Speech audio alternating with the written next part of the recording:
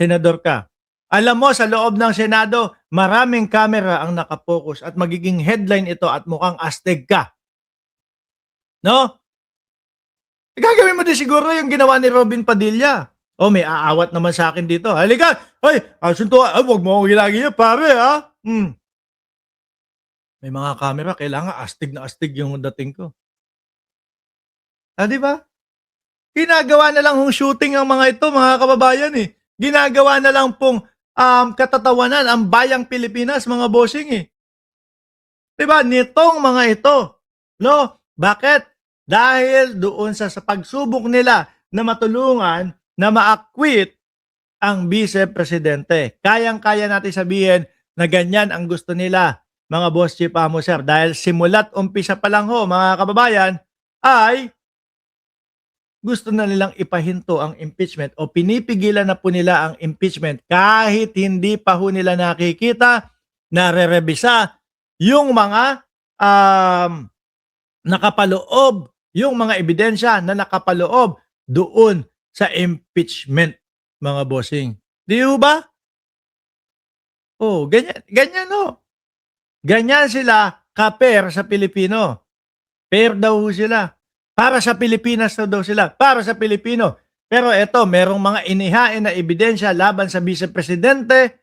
Merong pagbabanta ang vice-presidente. Pero etong mga ito, 13 senador, pinipigilan. Pinipigilan na malaman ang katotohanan ho, mga bossing. At eto pa nga, no? Isa sa 13 ho, mga kababayan, isa sa 13 mga boss chief amo sir ng mga senador na yon ay si Amy Marcos, no? Nakapatid ng presidente po.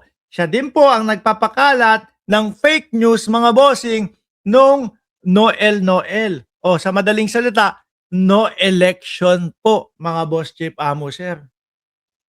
'Di ba? Sabi ni Todasay, kasi madalas nawawala. Hindi, medyo may oras po tayo. Although, pupunta kami ng ospital. Ipapa-check up yung anak ko. Oh, may mga ilang minuto pa naman tayo. 30 minutes pa. Mismo ang Pangulong Bongbong Marcos, pumalag na po kay Amy Marcos, mga bossing. Dati pa to si Amy eh. No? Dati pa ho, mga kababayan. Doon pa lang, doon sa entablado ng Iglesia ni Cristo, na akala niya katapusan na ng kanyang kapatid sa pagiging presidente dahil sisigaw daw siya ng bangag yung kanyang kapatid o gumagamit na ipinagbabawal na gamot ang kanyang kapatid. Kaso wala ho, hindi po pinaniwalaan. Ano po, mga kababayan? Oh, ngayon naman, no election naman ang pinapakalat. Ano po sabi ni Pangulong Bongbong Marcos dito? PBBM pinayuhan si Senator Amy Marcos na sibakin ang kanyang staff sa likod ng no election fake news.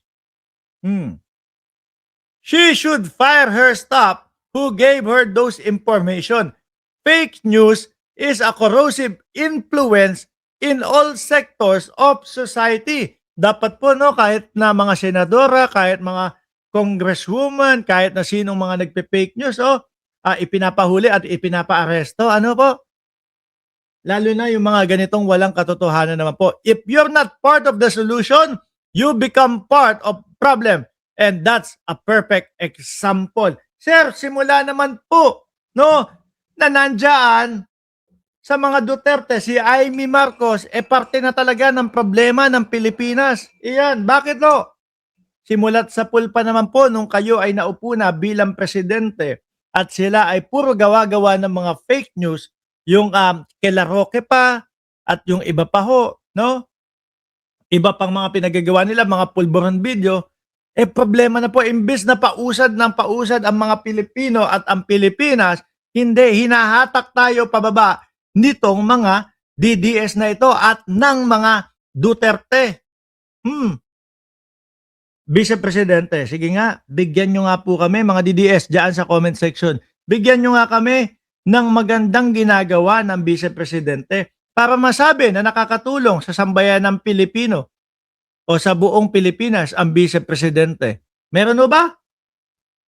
or pabaka-bakasyon, back and forth lang doon sa dahig.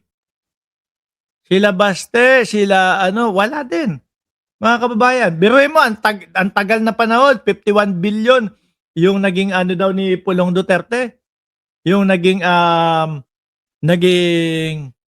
ano tawag doon, pondo ng kanyang lungsod o ng kanyang ano, distrito, 51 billion. Tapos ano ang tsura ng Davao? Baha. Oh, itsura ng Davao, sala-salabet yung mga kuryente. Di ba? Wala mga kababayan. Yung sinasabi na tahimik yung mga panahon ni dating Pangulong Duterte. Totoo po ba?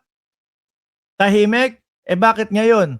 Oh, mas malalaki yung mga nahuhuli, mas nakukuha ng mga supplier na ipinagbabawal na gamot. Eh kaya dating Pangulong Duterte, ubos ang tao, hindi ubos ang pinagbabawal na gamot. Di ba? Naging Davao na daw, sabi ni Rolly Binyas. Oh, kanina pa ako, kaya lang biglang nawawala si Idol Mark. Hindi kapag ka ganun, minsan biglang merong tawag agad doon sa ano, sa trabaho, no? Kaya bigla tayo mawawala. Eh syempre, yun po yung ano pangkabuhayan natin, yung maliit na negosyo po. Sabi ni Jenny Ramos, mala Singapore daw. Ano daw, safest country, safest city daw in Southeast Asia. Tinalo pa ang Singapore. Ibang klase. O di po ba? Wala. Simula po, sir, nang ang kapatid mo ay napunta doon sa panig ng mga Duterte, totoo lang po, wala naman talagang ginawa o ginagawa na mabuti iyang kapatid ninyo. Ultimo nga ho, nagbabarena eh.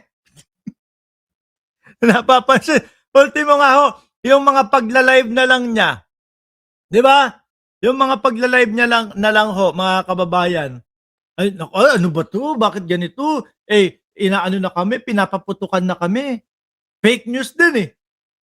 Malaman-laman mo Shia Plaska yung mga nagpapaputok. Oh, kaya po, ang nakikita natin, itong mga DDS at ang mga Duterte, pabigat at pahatak po sa ating bansa. No? Imbis na tuloy-tuloy tayong umunlad, eh, inookupa nila yung enerhiya, no? Or nagagamit sa kanila yung enerhiya na dapat paangat ang bansa natin, eh, pagtutuunan pa ng pansin ng mga yan. No, di ba? Ngayon ho, mga bossing, nasaan na tayo? Naku, bukod kay Jaime Marcos, nakita ko lang ito ha, mga kababayan, no? Isama ko lang po ito.